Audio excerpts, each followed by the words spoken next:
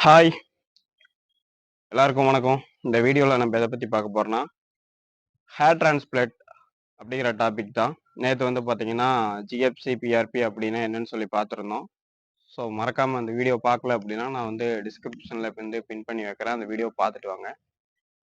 ஆ hair transplant இந்த hair transplant வந்து பார்த்தீங்கன்னா, எல்லாத்துக்கும் பண்ணுவாங்களா அப்படின்னு சொல்லி கேட்டீங்க அப்படின்னா, எல்லாத்துக்கும் இந்த வந்து பார்த்தீங்கன்னா பண்ண மாட்டாங்க. ஸோ வந்து ரொம்ப பால்னஸா இருக்கிறவங்களுக்கு தான் வந்து பார்த்தீங்கன்னா, செக் பண்ணி பார்த்துட்டு இத வந்து பண்ணுவாங்க. ஹேர் டிரான்ஸ்பிளான்ட் பண்றதுக்கு முன்னாடி பிளட் டெஸ்ட் எடுப்பாங்க ஃபர்ஸ்ட்டு. பிளட் டெஸ்ட் எடுத்துட்டு, உங்கள வந்து ஒரு ரூம்ல கொண்டு வந்து ரெஸ்ட் எடுக்க சொல்லுவாங்க. ஒரு 3 வகையான இன்ஜெக்ஷன் வந்து பார்த்தீங்கன்னா, உங்க கையில வந்து பார்த்தீங்கன்னா, இன்ஜெக்ட் பண்ணுவாங்க. அதாவது வந்து பார்த்தீங்கன்னா, இந்த இடத்துல வந்து பார்த்தீங்கன்னா, உங்களுக்கு வந்து இன்ஜெக்ட் பண்ணுவாங்க. அது வெறும் இன்ஜெக்ஷனா தான் இருக்கும். அதுக்குள்ள எந்த ஒரு மருந்தும் இருக்காது. அது ஏன் பண்றாங்க அப்டின்னா, உங்களுக்கு தலையில வந்து பார்த்தீங்கன்னா, இன்ஜெக்ட் பண்ணுவாங்க. இந்த இடத்துல வந்து இன்ஜெக்ட் பண்ணுவாங்க. பிளஸ் பின்னாடி இந்த ஏரியாவுல வந்து பார்த்தீங்கன்னா, நமக்கு வந்து பார்த்தீங்கன்னா, இன்ஜெக்ட் பண்ணுவாங்க. ஸோ இன்ஜெக்ட் பண்ணும்போது, சைட் எஃபெக்ட் எதுவும் ஆகக்கூடாது அப்படிங்கிறதுக்காக வந்து பார்த்தீங்கன்னா, ஃபர்ஸ்ட்டு அத செக் பண்றதுக்காக அந்த இன்ஜெக்ஷன் வந்து பண்றாங்க. ஸோ அது பண்ணதுக்கு அப்புறம் வந்து பார்த்தீங்கன்னா, கூட்டிட்டு போயிட்டு நமக்கு வந்து ஹெச்டி பண்ணுவாங்க. ஹெச்டி பண்ணும்போது வந்து பார்த்தீங்கன்னா, ஆ ரொம்ப பெயினா இருக்குமா அப்படின்னு சொல்லி கேட்டீங்கன்னா, ஆ எனக்கு வந்து பார்த்தீங்கன்னா, லைட்டா பெயின் இருந்துச்சு. ஸோ வந்து பார்த்தீங்கன்னா, லைட்டா பெயின் இருக்கும். ஸோ அந்த பெயின தாங்கிட்டோம்னா வந்து பார்த்தீங்கன்னா, ஹெச்டி பண்ணுவாங்க. ஹெச்டிய எவ்வளோ நாள் பண்ணுவாங்க? அப்படின்னு சொல்லி கேட்டீங்க அப்படின்னா, ஹெச்டி வந்து பார்த்தீங்கன்னா, மினிமம் 2 டேஸ்ல வந்து பார்த்தீங்கன்னா, பண்ணி முடிச்சுருவாங்க. ஸோ நீங்க இங்கிருந்து போயி பிளட் டெஸ்ட் எடுக்கிறது, பிளஸ் வந்து இந்த இன்ஜெக்ஷன் பண்றது, அதோட சேர்த்து மொத்தமா உங்களுக்கு ஒரு 3 நாள் ஆகலாம்.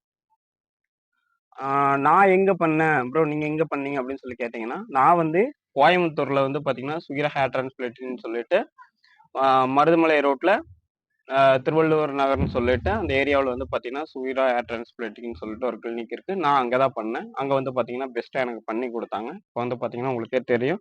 முடி வந்து பார்த்தீங்கன்னா, வந்துட்டுருக்கு. ஸோ வந்து பார்த்தீங்கன்னா, இப்போ செட்டிங் பீரியட்ன்னு சொல்லுவாங்க.